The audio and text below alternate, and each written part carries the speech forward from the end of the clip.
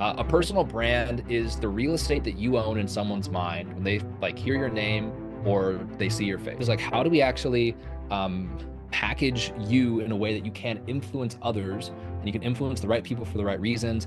How do we then multiply that across content? So if you're a closer, like you don't necessarily need to put a black and white profile photo on Facebook to be a good closer, right?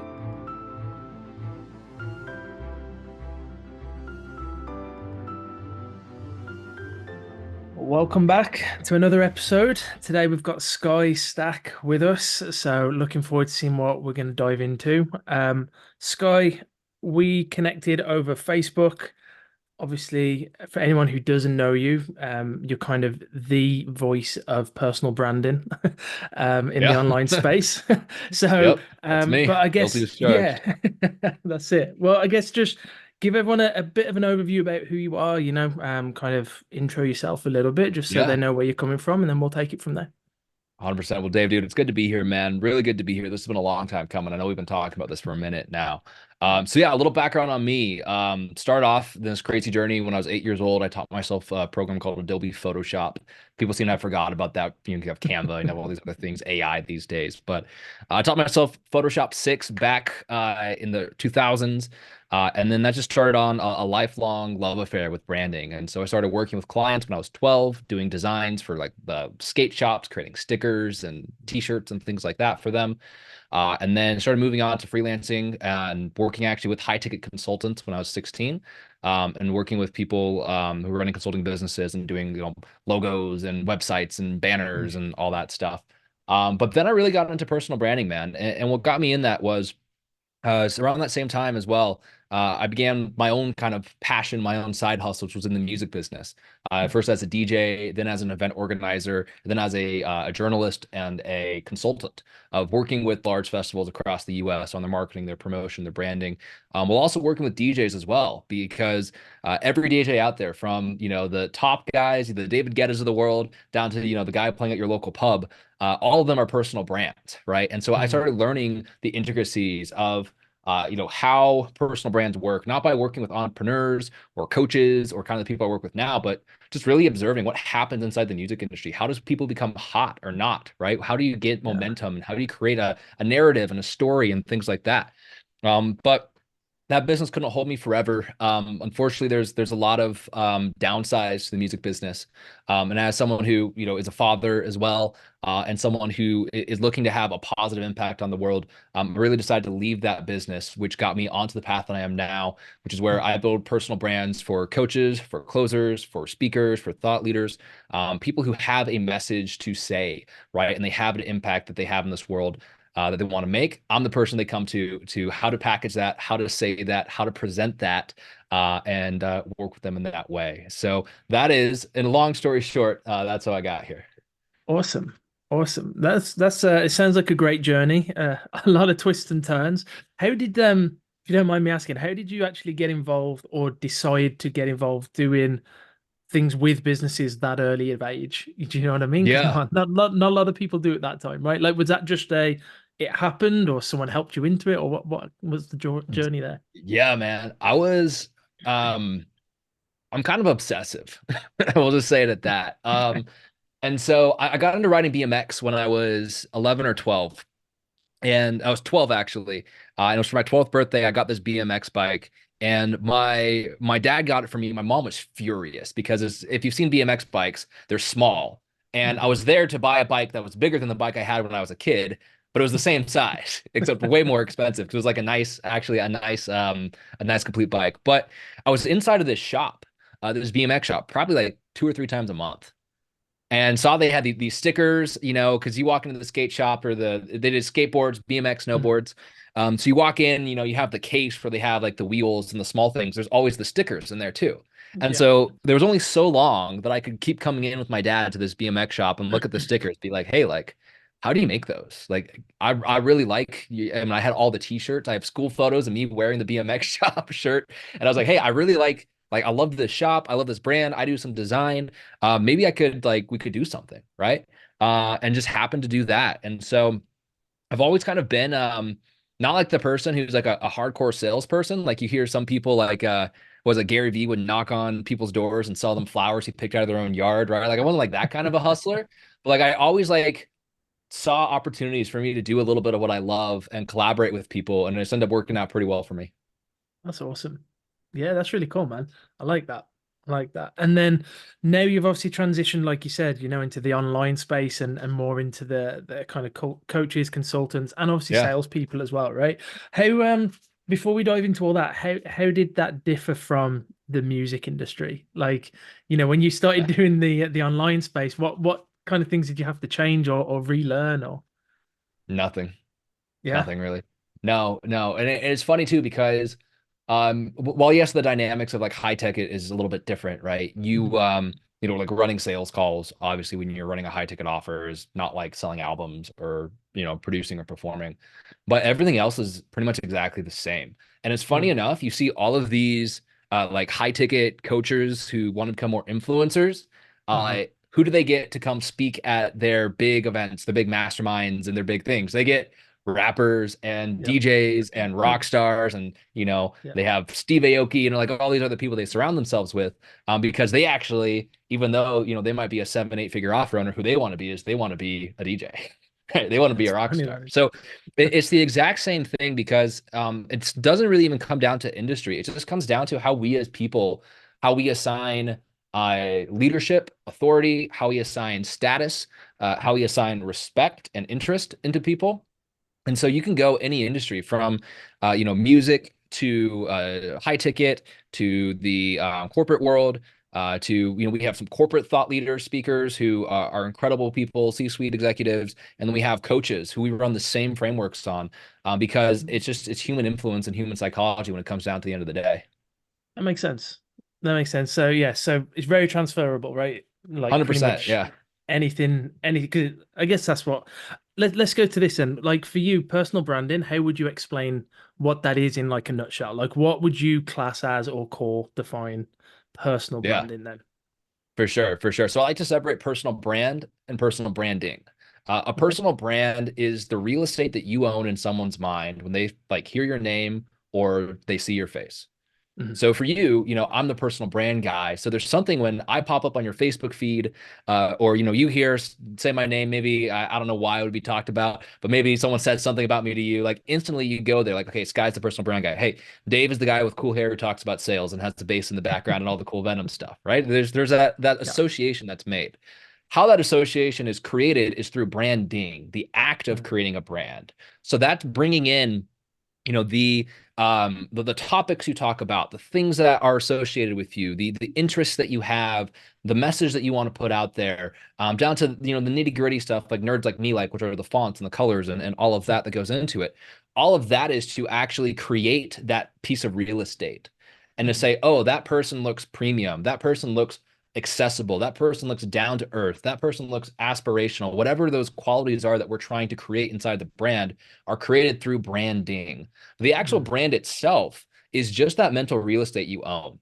And it's really truly it's the only relationship you can have with your audience that can never be taken away, Mhm. because you can delist your Facebook, they could block your emails from sending, right? Which used to be people said they could never take your email list. They now can take your email list, and Gmail and all these other platforms can block you.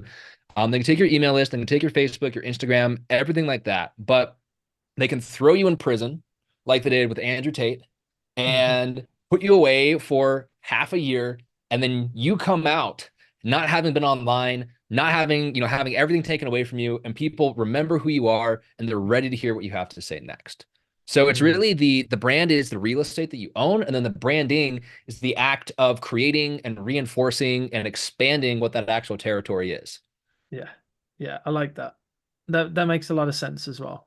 And yeah, I mean, just touching on like people like Tate and those sort of things, I mean, you can't deny the power of the brand Yeah. from everything they've done, right? Yeah, It's you just can't kill a brand. yeah, it's really impressive. So, okay then, so let's if we with regards to branding and building it out yourself, how because obviously you said it's like, the fonts, but it's also what aligns with you. How important is trying to get your values or principles or whatever you want to kind of term that? How important is that to impart into your branding, as you're trying to Everything. build it out? Yeah. Absolutely everything. Yeah. Yeah. And the mistake that people make, especially when they're not an expert in branding.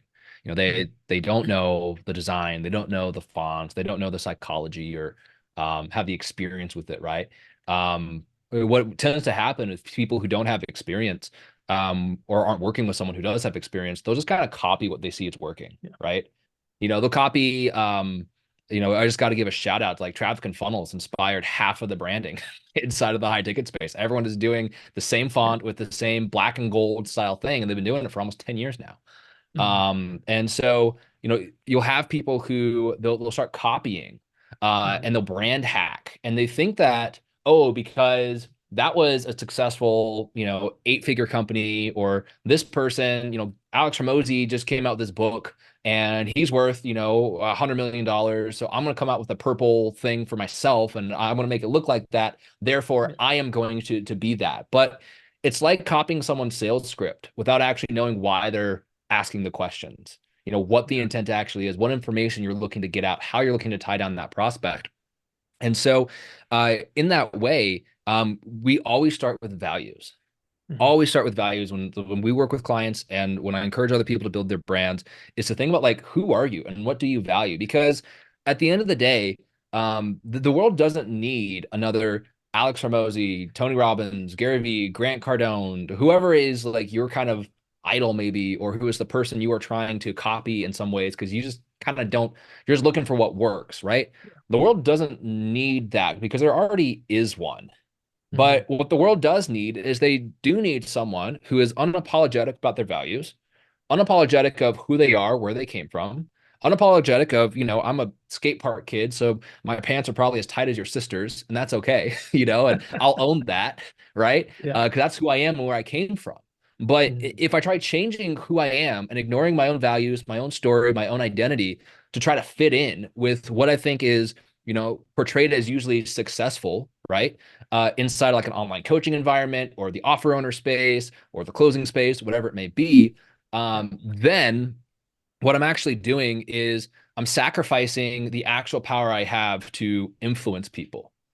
Because what Okay. actually influence people is the ability to have the strength to be myself and to give them also permission to be themselves and attain kind of the levels of the game, right? So Mhm. if you're a closer, like you don't necessarily need to put a black and white profile photo on Facebook to be a good closer, right? You don't need to kind of like Yeah. follow like what all these other people are doing, but instead like tap into your values of what it is that you actually hold dear to yourself. What's actually different about who you are and how you approach things? What's actually unique about you and only you? And then put that out in the world. Because as Mhm. long as you keep holding back on that, there will be a gap. There will be a gap for a U-shaped gap inside of the marketplace. Yeah. While meanwhile, you're trying to be somebody else. So yes, values are everything. Yeah. Absolutely everything. Yeah, I like that. It reminds me of a quote I heard. There's I can't remember the guy's name, but he's the leader of the Shaolin Temple of Europe or something. He's like a Oh, cool. monk guy, right? Yeah. But he said his quote was your suffering is unique. And that was Yeah. his thing. He was kind of saying whatever you want to put out there, even if you think so, some people copy and then other people stop putting themselves out there because they're like, well, kind of similar to that other person. I'm sure you Yeah. see both sides, right? But it reminds me of that where it's like there's whatever you've been through, it's still unique to you. So Yeah. that's part of it, right? No, I like that. 100%. And for you then, when you're, I mean, you kind of touched on a few things that made me laugh there anyway about like black and white photos and then the purple things. I imagine you see being in like Oh yeah. brand side, like you see it more, right? It's like you just see that and you're like, 100%. oh, I know who you're following, right? Yep, 100%. Yeah, That's I know great. who's your hero or who you think is cool. Um and No, that's yeah, great. so it's just how it is. But yeah, like to your point, when we work with clients a lot, we have clients who they believe they have imposter syndrome. Not because they're not good at what they do. They're actually excellent coaches or excellent in, whatever their role is, but the reason why they have imposter syndrome is because they are putting themselves out online in a way that is not congruent to who they are. And Mm, authenticity is not a word I really like in personal branding because, authentically, I could wake up and like not want to do this interview, right? And just blow you yeah. off and be like, hey, sorry, Dave, having a bad day, got a couple of coughs or a sniffle, can't do it today. Or Yeah. congruently, who I want to be is, as a leader, as someone who keeps my word to, my word is my bond. I will change my current behavior to match the identity that I aspire to be. And branding is Mm, that same way. And so when you're not showing up congruently, then there's all these questions of like, why am I doing this? What am I doing? And you'll actually start sabotaging yourself a little bit on doing marketing or going live or launching your offer or these other things because there's that deep down uh that fear or that deep down doubt that is like, hey, like this isn't actually me. And if it's not mm, actually going to be what I want to represent, then why would I even put things out in the world? And then yeah. that shows up as if it's imposter syndrome, as if we're not an expert, we're not good at what we're doing, we're not good at getting results or whatever it may be when the evidence is completely opposite. But it's an Mm, external imposter syndrome because the perception that you have of yourself as an expert does not match the current branding and marketing that you're doing, if that makes yeah. sense. It does. It does. That's a really interesting. So you're differentiating their authenticity from congruency, and that's actually something I've never considered. So that's why, again, coming back to the first point, values would be so important, right? Because it's what you're 100%. trying Yeah. to be congruent to, not necessarily. Because I suppose authenticity you could kind of debate is the nature nurture debate as well, right? So it's kind of like some of it's just what you've been given, not Yeah. even what you're choosing. I like that. Yeah. That's an interesting thought. I've not because I'm sure this isn't going to sound new to you, right? Because of the industry you're in. But obviously, I've struggled with like figuring out that side, what to put out, what do I stand Yeah. for, where do I build out from. One thing I want to ask though is for if you were to start again, or if you were to help someone start again, which obviously you do all the time, but like if they were starting from scratch, Yeah. is it important to build like we kind of joked about copying someone, but is copying someone to get out there a good starting point anyway? Or is it better to kind of just do whatever feels right until you figure it out? Or what would you say to those people that are kind of going, Yeah. you know what I mean? Like, oh, this it does kind of work. It's not quite me, but at least it gives me an angle. Like, what's your thoughts on that? Yeah, for sure. I mean, it's very situational. Mm, But with branding and with marketing and execution in business, I think there's two seasons, and you kind of have to know which you're in. okay. The first season is imperfect action, which is like, I don't care what it looks like. I don't care if it's perfect. I'll copy someone. I'll make it in Microsoft Paint if I have to. I'm gonna just get this out there, right? Mm, And this solves a lot of problems, like the people who are uh, doing their logo for the fifth time, and they've been doing their logo for 2 years, but they haven't made any sales calls or any DMs or anything to actually get money from their business because they're always building a new website. They're always getting a new logo, right? mm, So there's that side. But then there's also the side, there's a season after Imperfect Action. They always flow into each other, where you make a mess in Imperfect Action and you clean it up and refine it in that second season. It's a season of finesse and of refining. And mm, so you really just have to ask yourself, like, what's actually needed for me to get to the next position? mm, We have clients, we have some clients who have done the Imperfect Action thing, and then they no longer can show up like they used to because they internally have moved to a place where I have outgrown just being an offer owner without having a presence. Like you can make money. I could make money with my laptop and I crushed it and, I did great, but they actually kind of wind back down to square one because they've moved on internally to a place where they need to have that authentic presence for them to move forward. So it's a mm, really question of like who you are. yeah. What do you need, right? If you've been procrastinating on the logos and the fear is in reaching out to people, then yeah, absolutely. Like imperfect action, copy someone, just get it out there and start doing Mm, that. But if the actual resistance is coming by like, hold up, wait a minute, we need to slow down here a little bit. We need to formalize some things. We need to get a proper platform put together so then we can move forward with more power. Then, pay attention to that as well. So yeah. if I were to start over again though, for myself, I since I can do the work for myself, I would do the work for myself. And I did do the work for myself. Yeah. And what's crazy is like when you have a good brand put together, um, since most people don't have a brand that accurately reflects the level of personal authority that they have, meaning, you could have someone who is making 50K a month inside of their coaching business, but their branding makes them look like they're 3K a month, Right. right? Because of that factor, if you show up with the branding that looks like you're at 100K a month, it's like people just don't prioritize it or they just don't hire the right people until that level or whatever. You will be given a lot more authority and sway in Mhm. the market. And people start paying attention to you a little bit earlier than they would before. They'll start assuming things like you're farther along in your business and things like that. Yeah. So I would start with that if possible, like I did. And the opportunities and podcast opportunities and speaking opportunities and all these other things were given to me even something like this, right? These kind of opportunities came early for me when I got into the high ticket space. Not just because I've been doing this a long time and I kind of have a voice, but I really do think because I was seen as a credible expert when my business was under 10K a month.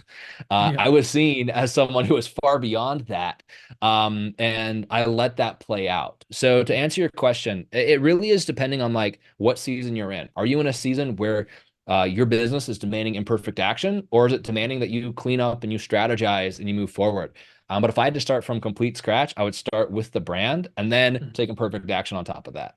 Yeah. Yeah. Because the other side's just as true, isn't it? That well, you kind of alluded to it when you said if you've got a brand that makes you look like you're at 3K a month, and I think Yeah, especially a lot of salespeople, a lot of closers, because the brand's just as important there if you're going for interviews and you're trying to get a position. And really, if you can 100%. build out a good brand, they'll come to you, right? But there's so Yeah, many people who probably have, and I know a lot of people who do have a really strong skill set, really strong mindset, and no one knows who they are. So yeah, then you kind for of sure. you're not even part of the conversation. So Yeah, I think that's it's really important. But before we dive, I'd love to dive into that side next. But before we do, one of the things that was interesting when you was talking about kind of imposter syndrome with your clients and the people that yeah, you've worked with and all that side, it really does sound very similar to like a sales conversation as well, especially in like the coaching space when you biz up or whatever, where you're helping people into an opportunity. It feels like one of the biggest things and themes I see through anything online. It's all like something to do with up here, isn't it? That's yeah, that you have to 100%. work on first. Like if you don't have that Yeah, dialed in, people look for like again with sales, people are looking for scripts for the perfect objection handle or whatever. And I guess with brands, they're looking for the right picture, the the right right color, the logo. right Yeah, whatever. Yeah. And it's for the sure. the thing is until you sort this side out. So it's like they all know what they want to do, and then there's where they want to get to. But there's that jump to take action. But it's funny to hear that in your industry as well.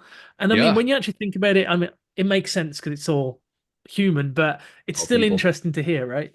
Yeah, for sure, for sure. We will always come up with ways to resist doing things that challenge us to the next level, Yeah, right? yeah, And looking for the perfect sales script versus like being the perfect salesperson. Like it's mhm. you gotta work on yourself too, man. So yeah, no, it's crazy how it translates, huh? Yeah. No, it's interesting. But with closers then, so let's dive into that a little bit. Yeah, When you, because I know you've worked with closers as well, so you do a lot of work with coaches and business owners and growing those, but also helping people starting off as closers and maybe eventually starting their own. How would you, what would you say to a closer who's looking at, I've been in the industry for like a year or so. I've got a good base. I'm kind of trying to get myself out there now. I imagine it's going to be very similar advice, find your values, find it so and all that. yeah. But you know, to give them the confidence that it's worth doing for them, because I feel a lot of closers as well, I'm not a business yet. I don't have this. I don't have anything to offer. It's probably a Mhm. lot of the voices, right? What would you Yeah. say to people in that position and like to help them kind of start taking the right steps?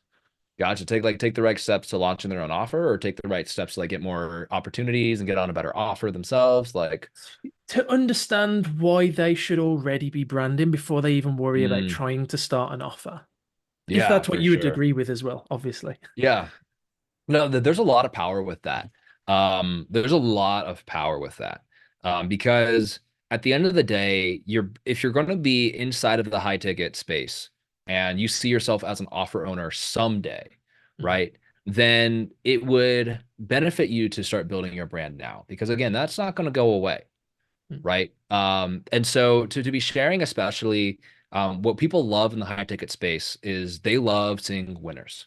How many times do you see we're an A plus offer looking for A players, right? Yeah. Mhm. Everyone wants A players. And so if you can develop a reputation for being an A player, for sharing your knowledge that you have, for sharing some of your results, from talking through, what you talked with the prospect or how you handled an objection or these things that actually demonstrate that you have some chops over time.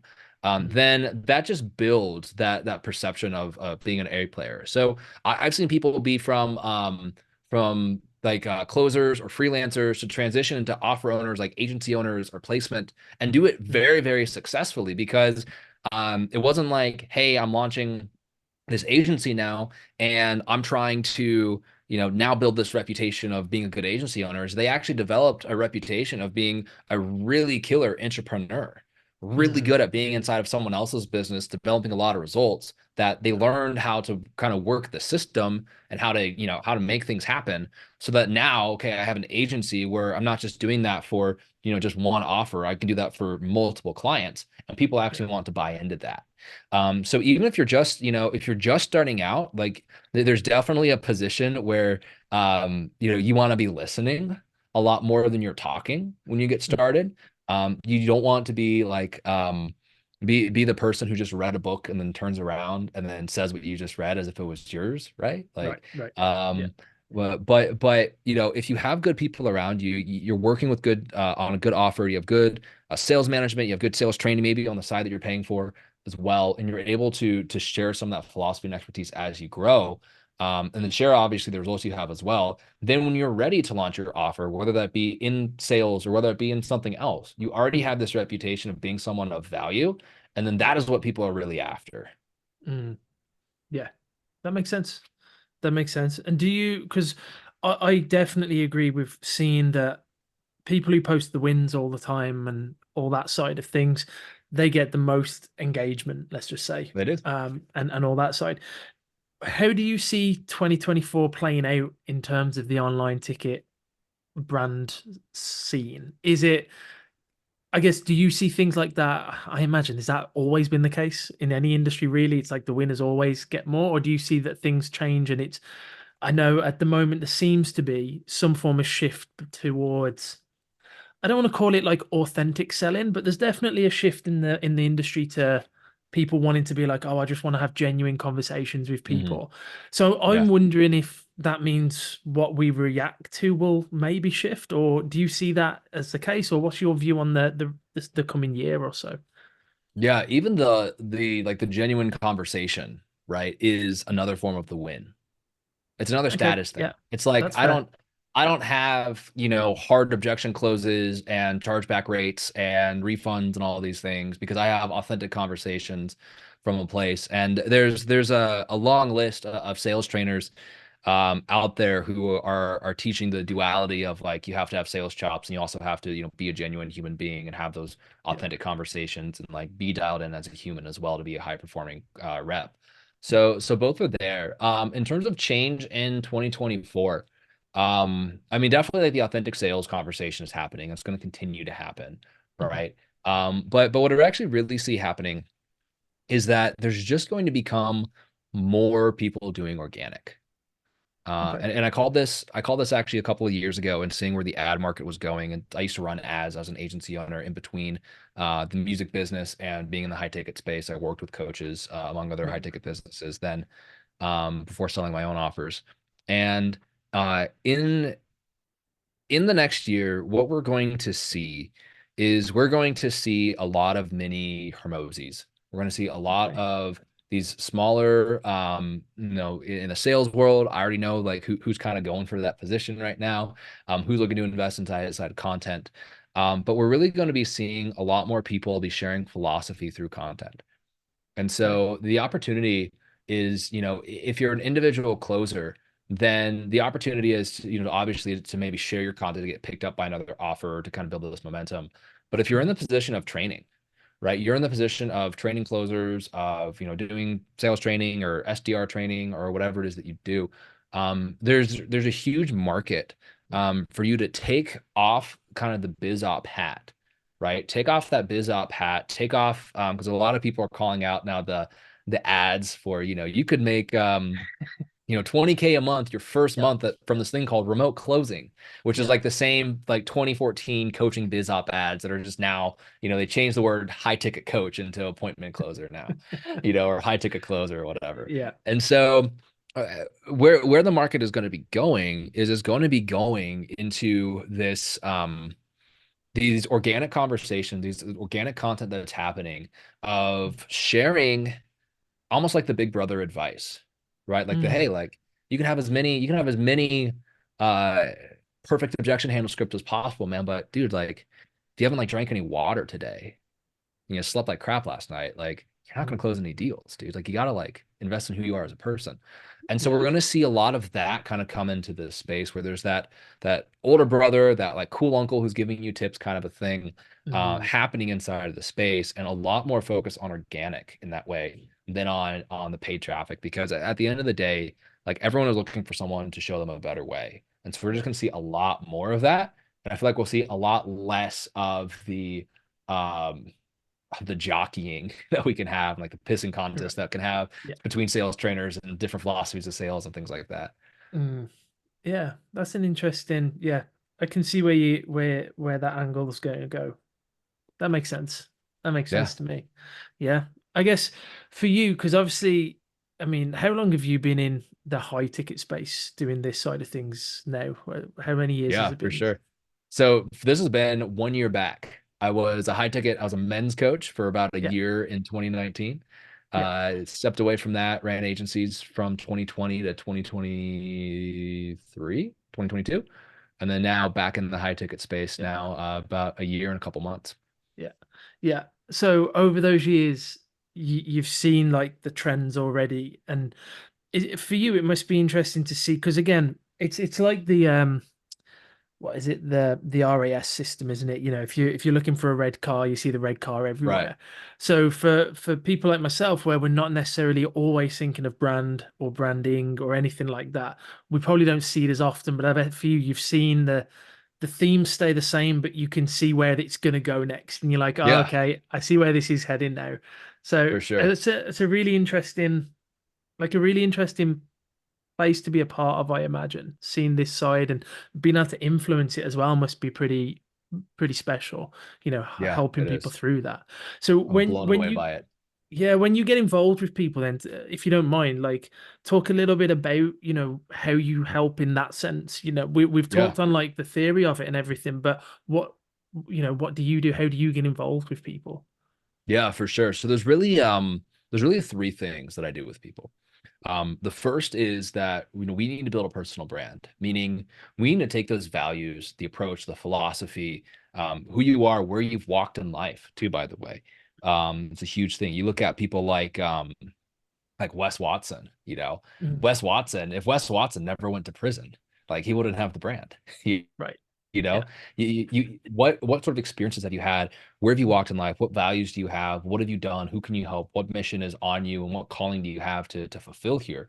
And then we need to package that before we do Mm. anything else. Let's package that in a really in a way where you understand when you speak, like what's your actual message, and let's also get all of the mechanics down for the brand, colors, fonts, verbiage, tone, all of those different things that you will need to either create content for yourself or hand off to a team, a VA, marketing assistant, someone like that, to be able to powerfully show up as who you are in the world. So once we get the brand basics down, then we actually focus on content Mm. because content is the currency in our current world. It is the way that people are always looking at mechanisms, right? Of, hey, I should run ads, I should do this, I should do that. If you just you post the right things Mm. and you do it for long enough, you will get the right results. And so, how can we actually be using content in the way that builds the brand instead of tears it down? How could we be using it to speak to ideal clients instead of, people who are tire kickers or people who are broke or Mm. things like that? Be Yeah. using the content to then push out the work that you've done as a person on yourself to become a leader and to kind of put that out there, right? And then the third thing we work with them on is we work on pipeline with them, which is like, okay, like now that you have your brand, you know who you are. Now that you're putting that out there in the world through content, it's like, how do we actually start monetizing this?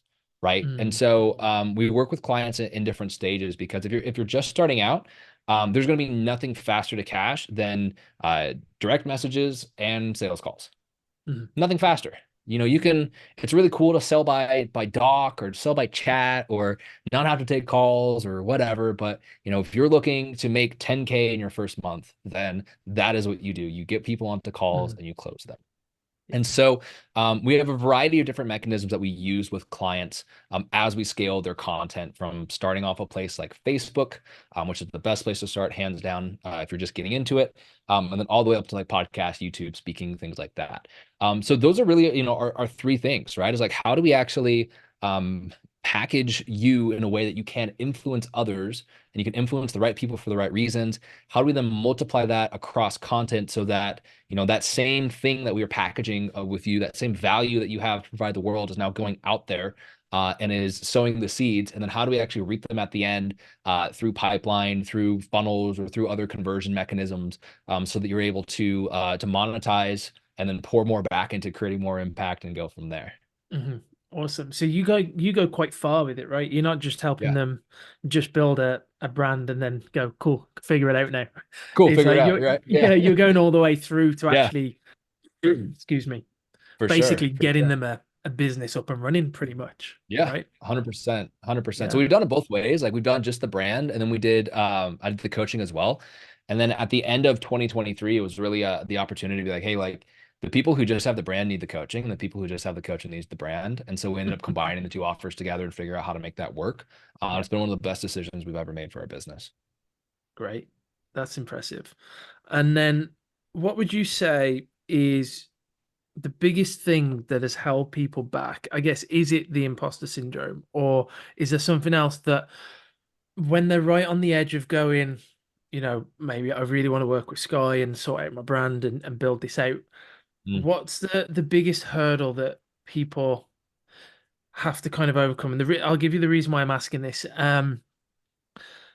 If you're if you're going to the doctors because you've got an issue, the one of the best things you can hear is there's a lot of that going around, right? Mm. Because then you're just like, okay, it's not as Not big just an issue. I can deal with yeah, this, right? for sure. So there's a lot of people who are going to be listening to this or thinking of starting something, and they're going, yeah, but you know what I mean? I know there's lots of different things. What's the biggest one that you've seen that you've overcome with people where if we named it, they would just be like, actually, that is me. I probably can do this. Yeah. It's that people don't think it's gonna work, which is funny, Okay. which is really Yeah. funny because when how we operate on social these days is that everybody is connected to personal brands Hmm. in the business world, in the fitness world. Maybe you're into gaming, right? There's a gaming commentator on YouTube that watch all their videos Hmm. when they come out with something, right? Or you look at the largest brands in the world are single people, right? It's Hmm. like Mr. Beast and Yeah. all these other things. But the thing is not going to work for them. And it's usually just because of past experience they've had before. Like maybe they've hired someone and helped them with their brand before and it like didn't quite fit. There's a lot of people out there in the branding world who everything they do is like kind of templatized, right? Or that they give you the same exact formula they gave another client, it doesn't work the same way. Or they've tried doing organic and doing content, but a lot of times they're using like 2018, 2016 strategies that don't work in Mm. 2024 anymore. Right. If you're going out into Facebook groups and you're posting honeypot posts and you're Yeah. trying to, fish inside of other people's groups, that is not how to leverage other people's Facebook groups in 2024. I mean, Right. and if you're doing that and then you're turning around and saying personal brand organic doesn't work, it's usually Mm. because you've been sold a losing system at some point in Mm. time. So it's hard to recognize that. And it's hard for people to admit that, like, there could be a different way of doing things. There could be a better way of doing things, especially when Yeah. someone has invested a lot into coaching before and they feel like I've done it all, I've tried it all, like none of it works. Mm, The reality is that the money that you've invested before that isn't working for you now is already gone. The sunk cost. It mm, it doesn't play any kind of point in the conversation anymore. What yeah. does play a point in the conversation though is where you want to go, and the fact that there are different mechanisms Mm, that most people have not tried to actually get their organic and get their brand to work. And if they did, then it would. So mm, that's the biggest thing. And we have to tell clients all the time when they enter into our program M3, Media Mogul Mastery, when they come into M3, we just have to say, hey, forget everything you've learned about organic before. mm, Everything you learned about, DMs, everything you learned about everything. We do things a little bit differently. And when the major block is, again, it's those people who they feel like they've done everything, tried everything, seen everything, and they just can't understand like how it could actually work. If that yeah. makes sense. Yeah. Yeah. I get that. It's that, I don't know, juxtaposition of you can see that there's branding out there that's working, but Yeah, it won't work for me, right? won't And there's work for always me. Yeah, because I've done it yeah, all even for yeah, sure. yeah. Okay, no, that's great. I think that's I think I want to honor your time. I mean, we've actually been Yeah. going already 40 minutes, which is it's gone so quick. So I definitely want to honor your time. But I do feel this has been a great start in conversation for a lot of people who are going to watch this, who are debating, should I, shouldn't I? Having that thing as well. I think there's some of the industry as well. They think, is it arrogance to do this? And there's always those sort of Mhm. debates. So I think this has been a really great like jumping Yeah. board for a lot of people. How can people get involved with yourself? So Yeah. now that we've identified the biggest hurdle for them, now they're going to be thinking, well, how do I work with Sky? So what's the sort of ways they can get involved with you? Yeah, for sure. So two places. Number one, I have a Facebook group called Marketing for Leaders. That's what it looks like. You Great. can just go on Facebook, search up Marketing for Leaders. You'll find me there. Second thing is I prepared, we give out a ton of free resources inside of our Mm, group. And I've actually prepared a special bundle just for the listeners here. So if you go to my cool. website, skykstack.com/brave, you'll be able to find that, download that, and get into your inbox to give you some resources there to help you on your personal brand. Awesome. Awesome. I love that. And then I'll grab that link. I'll put that in the description as well, and people can just click straight on that. Perfect. So awesome. Well, Sky, Awesome. it's been a real pleasure, man. I'm glad we finally got a chance to actually Yeah, do this. likewise, So man. Yeah, we should um we should do it again sometime. It's been a lot of fun. I yeah, feel like we could have gone a lot 100%. longer. Yeah, Yeah, definitely. Definitely. We definitely will. So yeah, again, appreciate your time. Appreciate you jumping on. And yeah, let's do this again. for sure, man.